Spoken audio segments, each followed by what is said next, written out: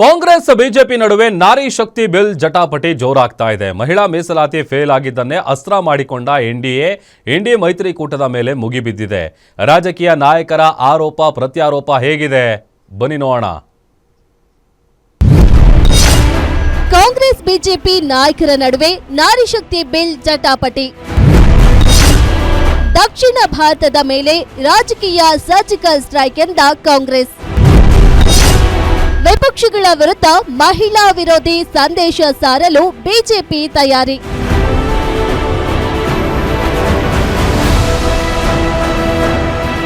ಕೇಂದ್ರ ಸರ್ಕಾರದ ಮಹತ್ವಾಕಾಂಕ್ಷಿ ಮಹಿಳಾ ಮೀಸಲಾತಿ ಮಸೂದೆಗೆ ಸೋಲಾಗಿದ್ದಕ್ಕೆ ರಾಜಕೀಯ ಜಟಾಪಟಿ ಜೋರಾಗ್ತಿದೆ. ಎನ್ಡಿಎ ಮೈತ್ರಿಕೂಟ ಜಾರಿಗೊಳಿಸಲು ಮುಂದಾಗಿದ್ದ ಬಿಲ್ಗೆ ಕಾಂಗ್ರೆಸ್ ವಿರೋಧ ವ್ಯಕ್ತಪಡಿಸಿರೋದು ಬಿಜೆಪಿ ನಾಯಕರ ಕೆಂಗಣ್ಣಿಗೆ ಗುರಿಯಾಗಿದೆ.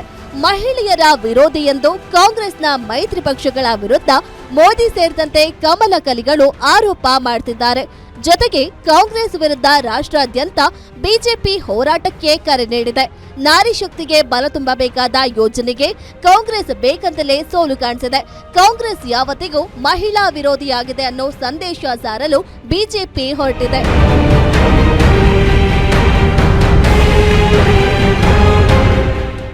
ಎನ್ಡಿಎ ಮಿತ್ರ ಪಕ್ಷ ಜೆಡಿಎಸ್ ಕೂಡ ಕಾಂಗ್ರೆಸ್ ವಿರುದ್ಧ ಮುಗಿಬಿದ್ದಿದೆ.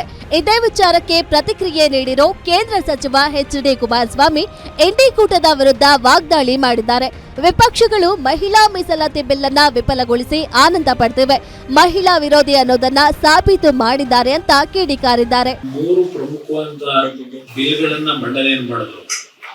ಆರ್ಟಿಕಲ್ 131 ಅಮೆಂಡ್ಮೆಂಟ್ ಅನ್ನು ಇವತ್ತು ಪ್ರಮುಖವಾಗಿ ತರ್ತಕ್ಕಂಥದ್ದು ಯೂನಿಯನ್ ಟೆರಿಟರಿ ಬಿಲ್ ಇರಬಹುದು ಮತ್ತು ವುಮೆನ್ ರಿಸರ್ವೇಶನ್ ಬಿಲ್ ಇರಬಹುದು, ಡಿಲಿಮಿಟೇಷನ್. ಈ ಒಂದು ಬಿಲ್ ಅನ್ನ ಸಂಪೂರ್ಣವಾಗಿ ಲೋಕಸಭೆಯಲ್ಲಿ ವಿಫಲಗೊಳಿಸಿದ್ದೇವೆ ಅಂತಕ್ಕಂಥ ಒಂದು ಆನಂದವನ್ನ ಪಡೆದಂತದನ್ನ ಇವತ್ತು ಮಾಧ್ಯಮಗಳಲ್ಲಿ.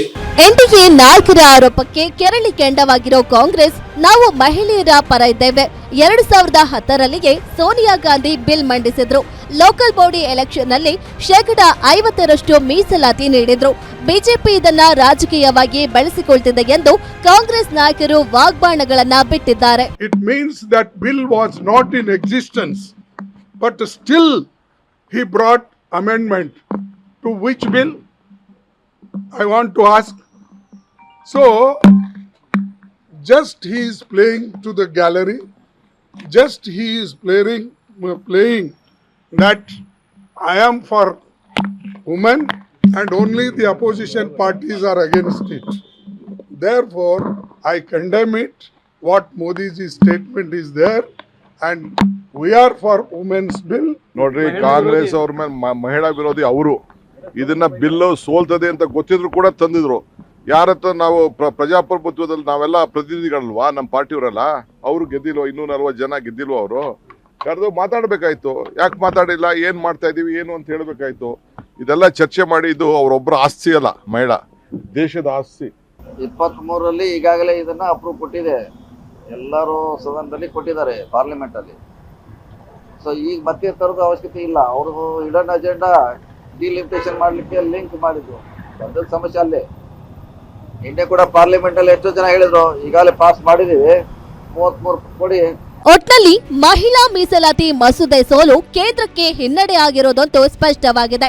ಈ ಸೋಲನ್ನೇ ಅಸ್ತ್ರ ಮಾಡಿಕೊಂಡು ಕಾಂಗ್ರೆಸ್ಗೆ ಮಹಿಳಾ ವಿರೋಧಿ ಪಟ್ಟ ಕಟ್ಟಲು ಮುಂದಾಗಿ ಹೋರಾಟಕ್ಕೆ ಸಜ್ಜಾಗಿದ್ದಾರೆ. ಇದಕ್ಕೆ ವಿರೋಧ ಪಕ್ಷಗಳು ಯಾವ ರೀತಿ ಕೌಂಟರ್ ಕೊಡ್ತವೆ ಅನ್ನೋದನ್ನ ಕಾದು ನೋಡಬೇಕಿದೆ. Durgesh Naik, political bureau, Guarantee News, Bengaluru.